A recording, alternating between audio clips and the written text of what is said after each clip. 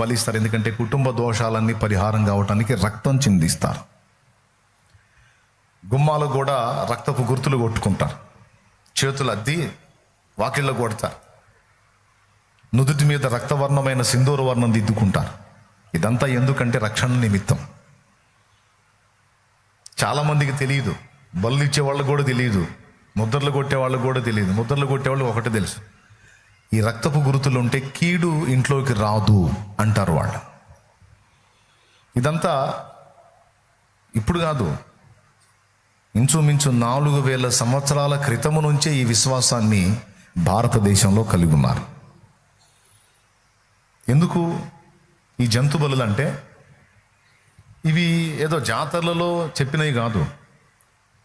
భారతీయ సనాతన సాహిత్యమైనటువంటి వేదం కూడా ఇందును గూర్చి చెప్పింది. వేదంలో చాలా స్పష్టంగా జంతు బలులను గురించి వ్రాయబడి ఉంది. ఆ బలులు ఏ విధంగా చేయాలో మొత్తం క్లియర్గా రాస్తుంది.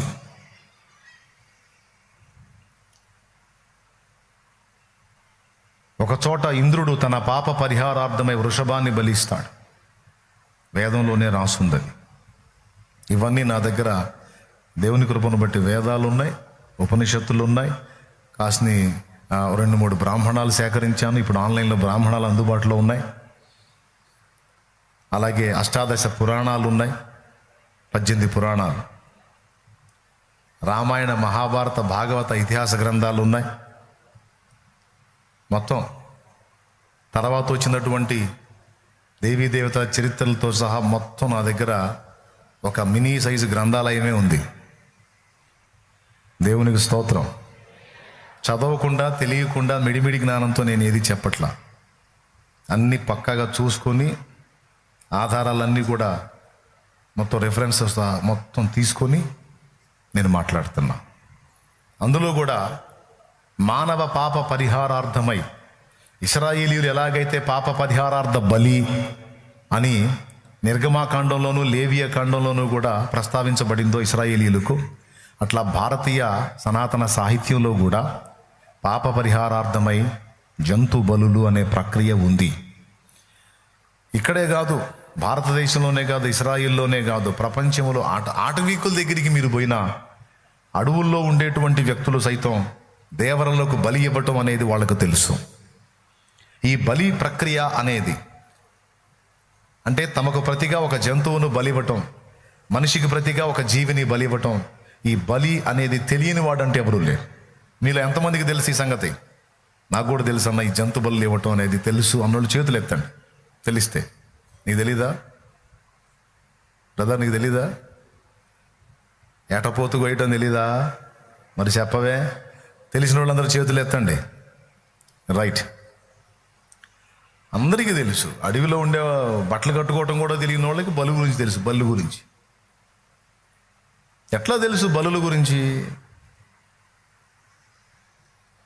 అంటే మానవుడు చేసే పాపాలను బట్టి పరమాత్మని యొక్క కోపం వాని మీద ఉంటుందని, ఆ కోపం నుంచి తప్పించబడి పరమాత్మని యొక్క దీవెన పొందాలంటే పాపానికి ప్రాయశ్చిత్తం జరగాలని, ఆ ప్రాయశ్చిత్తం తనకు ప్రతిగా ఒక జీవిని బలివ్వాలని మొదలైన విషయాలన్నీ కూడా మానవుడికి ఎలా అందాయంటే 2 విధములుగా అందాయి. మొదటిది పారంపర్యంగా అందాయి. రెండవది దేవుణ్ణి అన్వేషించే కొంతమంది వ్యక్తులు అన్వేషించినప్పుడు మనస్సులో దేవుడు తన ప్రత్యక్షతను ఉంచుట ద్వారా, మనస్సులో దేవుడు తన ప్రత్యక్షతను ఉంచుట ద్వారా కొంతమంది భక్తులకు అవి వెల్లడైతే వాటిని బిడ్డలకు ప్రచారం చేశారు. అరే, దేవుణ్ణి మనం చేరాలంటే మనమేం పునీతులం కాదు, పవిత్రులం కాదురా, పాపిష్టులం మనం. పరిశుద్ధుడు దేవుడు, అగ్ని వంటి వాడు. మన శుక్రవారం అగ్ని అని చెప్పాను. అగ్నిని ఎందుకు చూపించారంటే పంచభూతాల్లో ఒకటి అగ్ని. దేవుడు అగ్ని వంటి వాడు అని అగ్నిని చూపించడమే కాదు, ఆయనకు పేరు కూడా అగ్ని అని ఉంది. అగ్ని దేనైనా దహిస్తుంది కానీ అగ్ని దేని చేత మలినపరచబడదు. అగ్నికి మురికిని అంటిస్తారా మీరు? మీరు నీళ్ళని మురికి చేయగలరు, దేనైనా మురికి చేయగలరు, కానీ అగ్నిని మలినపరచలేరు. సమస్త మలినాన్ని అగ్ని కాలుస్తుంది. తెలుసుగా మీకు ఆ సంగతి? అంటే దేవుడు అగ్ని అంత పవిత్రుడురా, అగ్ని అంత నిర్మలుడురా, పరిశుద్ధుడురా అని చూపించడానికి మరి ఏం చూపించాలి వీళ్ళకి? దేవుడు ఎలా ఉన్నాడో. అందుకని ప్రకృతిలో ఉన్న పంచభూతాల్లో ఒకటైన అగ్నిని చూపించి, ఇదిగో దేవుడు ఇలాంటి వాడురా అని చెప్పి చెబితే, ఓహో అని చెప్పని అగ్ని వేసుకొని దానికి మొక్కటం మొదలుపెట్ట. పొయ్యిలో అగ్ని కాదు దేవుడు, కట్టెలేసి కాల్చే అగ్ని కాదు దేవుడు. ఆ అగ్నిని చూపించి, ఈ అగ్నికి మురికి ఎలా అంటదో దేవుడికి అలా అంటదరా అగ్ని, ఈ అగ్ని ఎంత పవిత్రుడురా దేవుడు అని అగ్నిని చూపించి, ఇలా ఇంత పవిత్రుడురా దేవుడు అంటే ఆ దేవుడిని అన్వేషించడం మానేసి కట్టెలేసుకొని దీనికి మొక్కటం మొదలు. దేవుడు అగ్ని అంత పవిత్రుడు. ఆ పవిత్రుడి దగ్గరికి, పరిశుద్ధుడి దగ్గరికి మీరు పోవాలంటే ప్రాయశ్చిత్తం తీసుకొని పోవాలి అనేది ప్రత్యక్షత పొంది కొంతమంది అందించారు. ఏమిటా ప్రాయశ్చిత్తం అంటే, పాపివైన నీవు బలిగా, వాస్తవంగా బలి కావాలి, అయితే పోతావు గనక నీకు ప్రతిగా ఒక జీవిని నువ్వు బలి ఇవ్వాలి అని ఈ జంతు బలుల ప్రక్రియను ఏర్పరిచారు. ఇది 2 విధాలుగా వచ్చిందన్నాను. ఒకటి, మనస్సులో దేవుని సాక్షాత్కారం దేవుడిచ్చుట ద్వారా. 2, పారంపర్యంగా. నోవాహు జలప్రళయం అయిపోయిన తర్వాత, భూమి మీద నీళ్లు ఇంకిపోయిన తర్వాత, ఒక్క నోవా కుటుంబం తప్ప భూమి మీద ఉన్న సకల మనుషులు చనిపోయారు ఆ జలప్రళయంలో. మీకందరికీ తెలిసిన స్టోరీయే. నోవా ఫ్యామిలీ అంటే షేము, హాము, యాపెతు అనే 3 కొడుకులు, నోవా భార్య, అలాగే ఆ 3 కొడుకులకు భార్యలు, 3 కోడండ్రు, మొత్తం 8 మంది. పురుషులు 4, స్త్రీలు 4. ఈ 8 మంది తప్ప ఇక భూమి మీద ఏ నరుడు లేడు. వీళ్ళు కాపాడిన జంతుజాలం తప్ప మరి ఏ జీవి కూడా భూమి మీద లేకుండా అంతమైపోయింది. నాకు తెలిసి చేపలు మాత్రం ఫస్ట్ నుంచి ఇప్పటిదాకా కంటిన్యూ అవుతున్నాయి. దేవునికి స్తోత్రం. ఎందుకంటే ఎన్ని నీళ్ళు వచ్చినా చేపలకి సాగు ఉండదుగా. కాబట్టి చేపలు చాలా ఓల్డ్ అన్నమాట.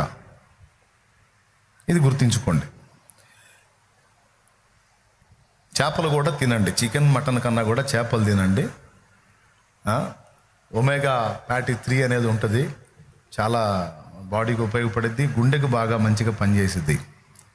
ఓకే, చేపలు తినండి. సరే, ఇప్పుడు మనం పాయింట్కి వద్దాం. ఆ జలప్రళయం అయిపోయిన తర్వాత ఈ ఫ్యామిలీ ఒక్కటే ఉంది భూమి మీద. వీళ్ళు బయటకు వచ్చినాక ఫస్ట్ చేసిన పని ఏంటో తెలుసా? నోవహు ఒక బలిపీఠం కట్టి, నోవహు ఆయన పిల్లలు మొత్తం కలిసి ఒక బలిపీఠం కట్టి, దాని మీద పవిత్ర జంతువులలో కొన్ని, పవిత్ర పక్షులలో కొన్ని బలిగా దేవునికి అర్పించారు. అంటే జలప్రళయం అయిపోయిన తరువాత వాళ్ళు ఓడలో నుంచి బయటకు వచ్చి చేసిన మొదటి పని ఏమిటంటే బలి అర్పణ. తండ్రి చూపించాడు కొడుకులకి, రే పిల్లలారా, షేము, హాము, యాపెతు వినండ్రా, మనం పాపులం, అయినా దేవుడు కృపగలవాడు గనుక ఆయన చెప్పిన మాటకు విధేయత చూపినందున మనల్ని బ్రతకనిచ్చాడు. ఎప్పుడైనా మీరు ఆ మహనీయుణ్ణి సమీపించాలంటే మీరేదో పెద్ద నీతిమంతుల్లాగా ఆయన ముందుకు వెళ్ళకూడదు సుమి. ఇదిగో ఇలాగా బలిపీఠం కట్టి దాని మీద బలులు అర్పించి ఆ రక్తముతో ఆయన దగ్గరికి వెళ్ళాలి. అప్పుడు నీ పాపములను బట్టి నీ మీదికి కోపం వచ్చినా, నువ్వు చూపించిన పరిహారాన్ని బట్టి ఆయన నిన్ను విడిచిపెడతాడు. గుర్తుపెట్టుకోండి అని 3 కొడుకులకు చెప్పాడు, నేర్పాడు. ఇక భూమి మీద ఇప్పుడున్నటువంటి జనాభా మొత్తం ఎన్ని కోట్ల మంది అయితే ప్రజలు ఉన్నారు, ఇన్ని కోట్ల మంది ఆ 3 నుంచి వచ్చిన వాళ్ళే. ప్రస్తుతం భూమి మీద ఉన్న జనాభా మొత్తానికి మూలపిత్రులు ఎవరంటే షేము, హాము, యాపెతు. అందుకే భూమి మీద ఉన్న మనుషులందరూ ఆ 3 నుంచి వచ్చారు. ఆ 3 ఏమో నోవహు అని ఒక్కడి నుంచి వచ్చారు. అందుకే మనందరికీ బ్లడ్ రిలేషన్ ఉంది. అందుకే మనందరికీ రక్త సంబంధం ఉంది. ఓ పాజిటివ్ బ్లడ్ గ్రూప్ వాళ్ళు ఎంతమందో చేతులు ఎత్తండి. నాది ఓ పాజిటివ్ అన్నోళ్ళు చేతులు ఎత్తండి, కదిలించండి. మీ కులాలేవో మీ ప్రాంతాలేవో ఆశ్చర్యం చెప్పనా, మీ అందరికీ ఒకే గ్రూప్ ఎందుకు వచ్చింది అంటే మీ అందరికీ రక్త సంబంధం ఉందని అర్థం. స్తోత్రం. ఏ పాజిటివ్ బ్లడ్ గ్రూప్ వాళ్ళు చేయెత్తండి. ఏ పాజిటివ్ బ్లడ్ గ్రూప్ వాళ్ళు కదిలించండి, చెయ్యెత్తి సరిగ్గా కదిలించండి. ఓ పాజిటివ్ వాళ్ళు కన్నా ఏ పాజిటివ్ వాళ్ళు ఎక్కువ ఉన్నారు. విచిత్రం ఏంటంటే మీరందరూ నా రక్త సంబంధీకులు.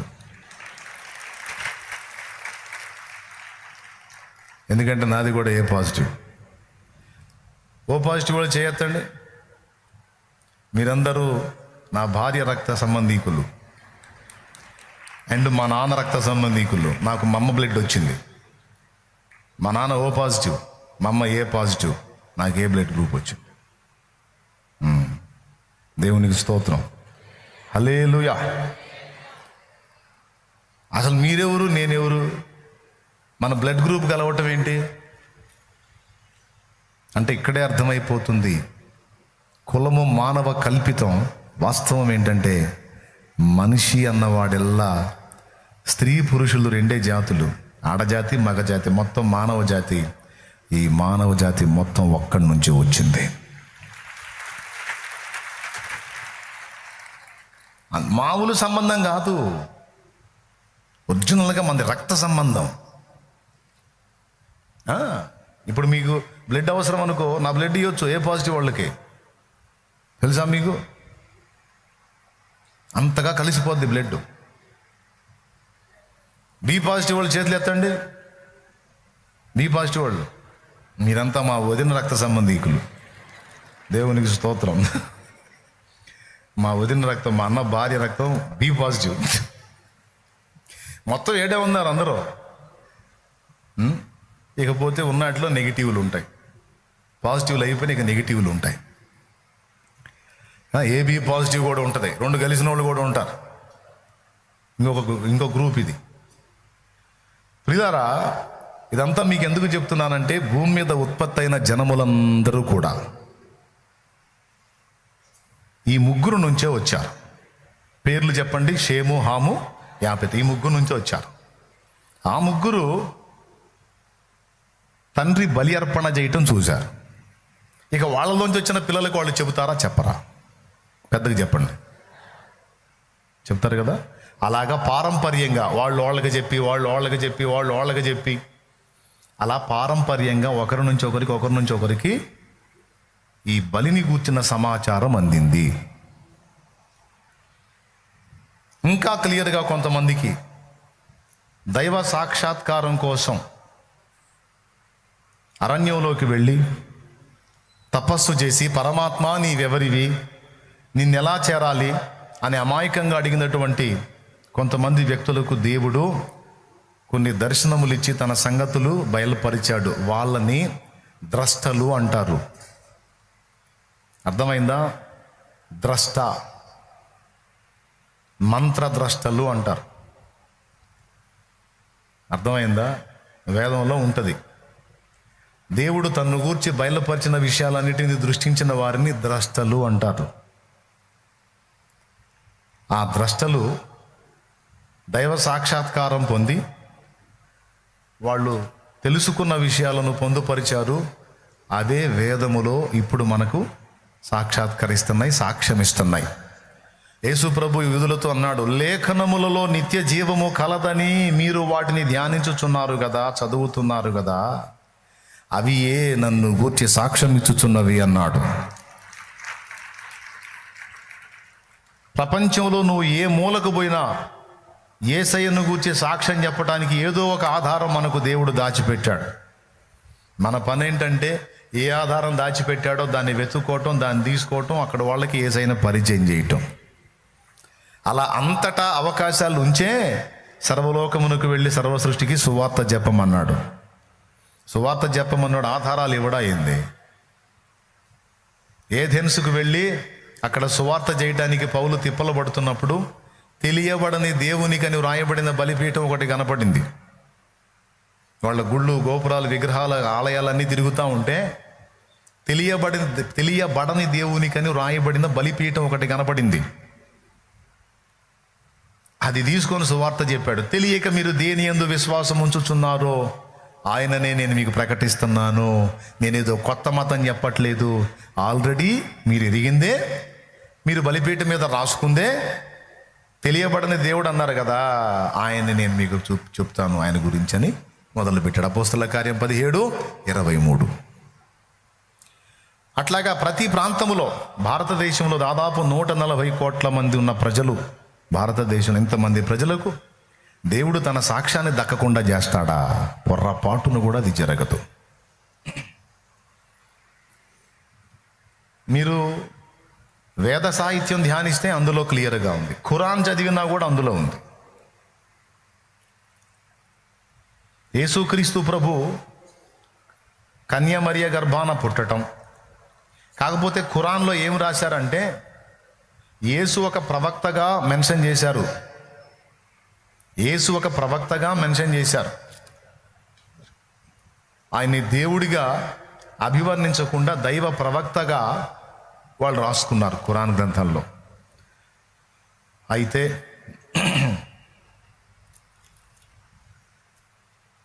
ప్రవక్త అబద్ధం చెప్తాడా, సత్యమే చెప్తాడా? ప్రవక్త సత్యమే చెప్తాడు. ఖురాన్ని అనుసరించేటువంటి ముస్లిం సోదరులు తప్పకుండా బైబిల్ గ్రంథంలో తౌరాత్, జబూర్, ఇంజిల్ ఈ 3 సాహిత్యాలను కూడా గౌరవించాలి. అది రూల్. ముస్లిం సోదరులకు ఖచ్చితంగా ఇది ఆజ్ఞ. గ్రంథ ప్రజలు అంటాడు ఖురాన్లో. గ్రంథ ప్రజలు అంటే బైబిల్ గ్రంథమును విశ్వసించేవారు, ఇశ్రాయేలీయులు మరియు క్రైస్తవులు. తౌరాత్, మోషే పంచకాండాలు, ఆదికాండం, నిర్గమకాండం, లేవియకాండం, సంఖ్యాకాండం, ద్వితీయోపదేశకాండం, ఈ 5 కాండాలని మనమేమో పంచకాండాలు అంటాము. అందులోనేమో తౌరాత్ అని రాసుంది. తౌరాత్ని విశ్వసించాలి. రెండవది దావీదు రచించిన కీర్తనలు, జబూర్. మూడవది మత్తయి, మార్కు, లూకా, యోహాను 4 సువార్తలు, ఇంజిల్ అంటారు. కరెక్టే కదా? దేవునికి స్తోత్రం చెప్పండి. ఈ 3ని విశ్వసించాలి. అందుకే ఖురాన్లో చెప్పింది వాస్తవమే. యేసు ప్రవక్త, యేసు అపోస్తలుడు. బైబిల్ కూడా చెప్పింది యేసు ప్రవక్త అని, యేసు మనుష్య కుమారుడని, యేసు మెల్కీసెదెకు క్రమము చొప్పున యాజకుడని, యేసు దేవుని సేవకుడని బైబిల్ కూడా చెప్పింది. మీకు చూపించనా? ఖురాన్లో యేసు ప్రవక్త అయి ఉన్నాడు, ప్రవక్త అని రాశారు. బైబిల్ గ్రంథంలో కూడా లూకా సువార్త 24వ అధ్యాయం ఒక్కసారి తీసుకోండి. ఇక్కడ ఖురాన్ చెప్పని సంగతి ఒకటి చెప్తాను నేను మీకు. లూకా సువార్త 24 ఒకసారి చూడండి. తీశారా? రైట్. 19వ వచనం చదవండి. 19, 20 వచనాలు. ఆయన అవి ఏమని వారిని అడిగినప్పుడు వారు నజరేయుడైన యేసును కూర్చిన సంగతులే ఆయన దేవుని ఎదుటను ప్రజలందరి ఎదుటను క్రియలోను వాక్యములోను శక్తిగల ప్రవక్త అయి ఉండెను. అది శక్తిగల ప్రవక్త అన్నది రౌండ్ కొట్టు. యేసు ప్రవక్త అని బైబిల్ కూడా చెప్పింది. 2 హెబ్రీ పత్రిక ఒకసారి తీసుకోండి. హెబ్రీ పత్రిక 3:1. ఒక్క నిమిషం, ఆవేశపడవా. ఇక్కడ మీకు యేసు 2 విధములు కనపడతాడు. ఇప్పుడు ఆయన శక్తిగల ప్రవక్త. ఓకేనా? రాసుకున్నారు కదా? రైట్. హెబ్రీ పత్రిక 3వ అధ్యాయములో మనము ఒప్పుకొనే దానికి మొదటి వచనము 3వ లైన్, అపోస్తలుడును ప్రధాన యాజకుడునైన యేసు మీద లక్ష్యముంచుడి. అపోస్తలుడు, ప్రధాన యాజకుడు. 2 రౌండ్లు కొట్టాలి అక్కడ. ఇప్పుడు చెప్పండి,